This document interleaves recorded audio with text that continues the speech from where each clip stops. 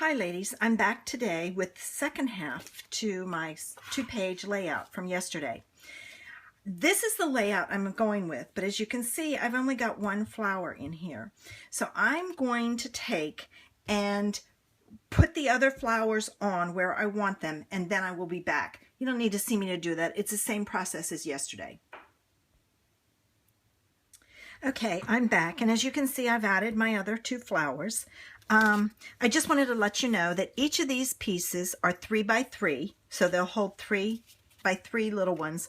And then this piece is 2.5 by 12, so that it'll go across the top and match that other one.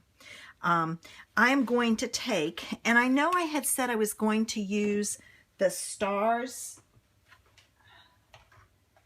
border punch. Well, I decided, since I said it was the loves of my life, that I needed to use some hearts. I don't have the heart border punch. So I came up with this one. I know it's retired, but you could very easily use the other border punch, the Stars border punch. Okay. And I always start upside down, so I make sure I don't go, I have a little space there. And now I'm just going to punch all the way across. Let's see here.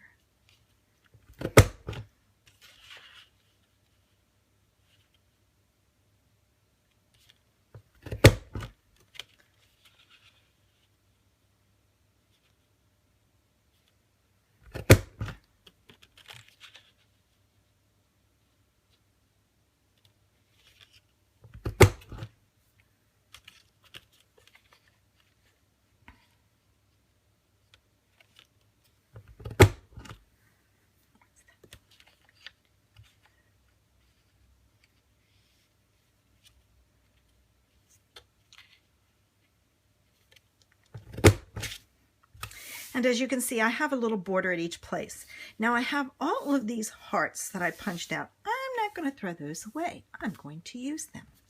So now that I have my border punched, I can put this up top. And I'm wondering what it would look like if there was some pink underneath instead. So let me look. Oh, I like that. So I'm going to cut a strip of pink to go underneath of this. Okay, I've cut my paper, and just to let you know, I didn't want to use a piece of 12 by 12 for just a ½ inch. So remember that piece that I cut off yesterday when I was cutting out my mats? I took and cut off a ½ inch of that. It's a little short. I had this piece left over. It wasn't a 3 by 3, so I took and cut off a ½ inch off one end. Now I'm going to apply these to the back of my card. Actually, what I think I'm going to do is I'm going to apply them to the cardstock like so. And then I'll take and apply this so that I don't have to worry about glue coming through. So let me do that. Okay, I'm back, and as you can see, I have added that strip at the top. The thing is I left a little bit of space. What you want to do is you want to make sure that when you add yours, you don't pull it down so far that you get this action. So just watch that. Now I'm going to apply my black.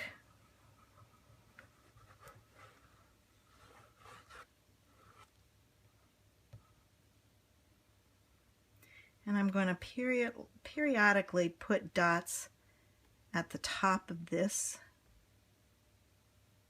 so that it sticks. Okay. Now I'm going to flip this over and match up my tops and sides and then stick it down. And there I have it. And I think what I'm going to do is I'm going to use this piece, and I'm going to cut out Zoe and Remy, their names, and put those at the top. So I'm going to do that and I will be back. Okay, I've taken and I've spelled out Zoe. Remy needs the E and the I, so I'll have to cut them separately. But I wanted to show you an easy way to do this. If you put down your letters and then you take tacky tape, I use a roll of painter's tape. It's cheap. You can go into Lowe's. Walmart may even have it, and it's low tack so it doesn't mess up your paper, and hold your letters in place.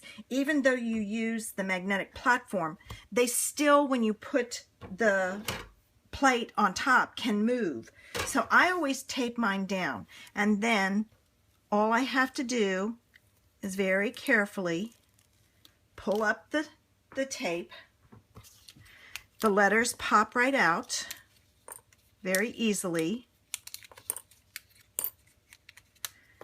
And I told you I needed, excuse me, told you I needed an E and an I. So if you take your your scoring tool and you punch out a couple of spots, the letters pop out really easy. All right, so I'm going to go ahead and cut my other I and my E and get all my letters straight, and I will be back. Okay, as you can see, I still have some left over from that one piece of the pink, so I'm saving it. I did forget to tell you to cut out my squares for this. I ended up having to use another piece of black, but it was just a partial piece, and I pulled out another piece of the pink pirouette. So I've set, you know, it did take a little bit more than one sheet, but not much.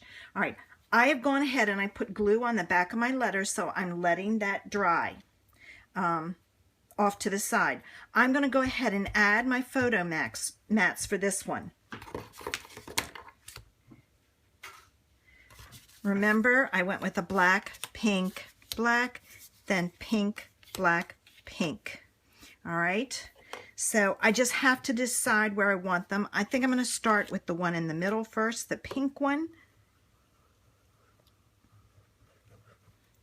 So then I can just center the rest. And I think I'm going to put it right about there.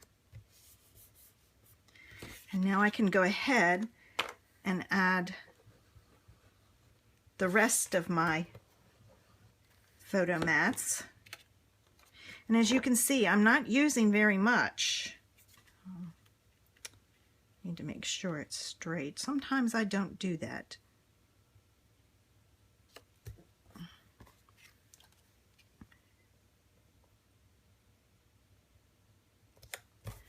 And I didn't do too badly there.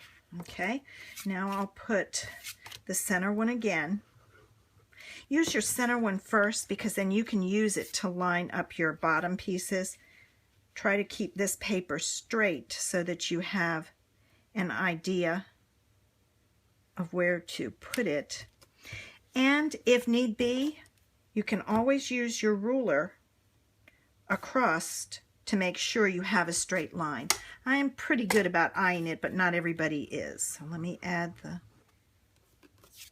glue to the pink ones.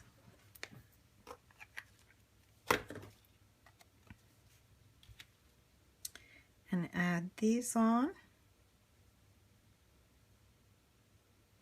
This one you need to kind of line up this way and this way. And this one will be lined up this way and this way. So you kind of, that's why it's good to use the glue, because you can kind of pull it and move it around. And there we go. Not bad. Now, remember all these little hearts that I had punched out? I'm going to take and I'm going to sprinkle them all over. But to do that, I want to put the glue on the back of those. So I'm going to take those, put the glue on the back of those, let them dry, and then I'll come back.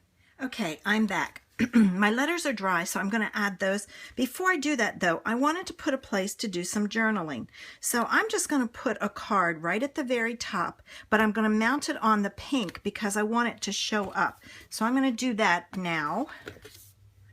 And then I will add my letters for my words. And then all I have left to do is my hearts, and the other half of my page is done. I did cut this card down 1/8 of an inch all the way around.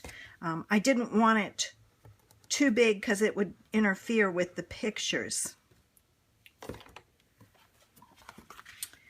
All right, and then lining my tops up with 6 and 6. 0 is in the middle, so I know that if I put this as close as I can get it to 0, actually I can use my 2 lines, 2 and 2, down the side, and then it's centered perfectly. Now I can put on my names.